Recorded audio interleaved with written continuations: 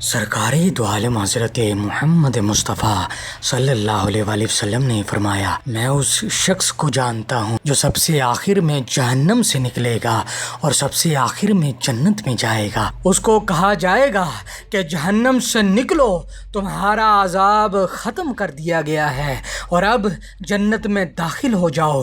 جب وہ جنت کے دروازے پر آئے گا تو اس کو لگے گا کہ جنت تو جنتی مسلمانوں سے بری ہوئی ہے، تو وہ شخص واپس لوٹ جائے گا اور بارگاہ پروردگار میں عرض کرے گا کہ یا اللہ، جنت تو جنتی لوگوں سے بھری ہوئی ہے۔ تو اللہ پاک کا فرمان ہوگا کہ جاؤ اور جنت میں داخل ہو جاؤ۔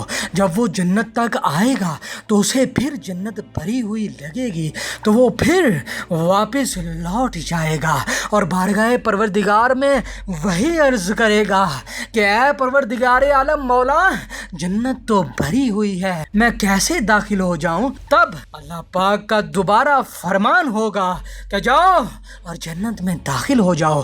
تمہارے لیے جنت میں اتنی زیادہ جگہ موجود ہے کہ جس دنیا میں تم رہتے تھے اس دنیا کو 10 گنا بڑھا کر دو۔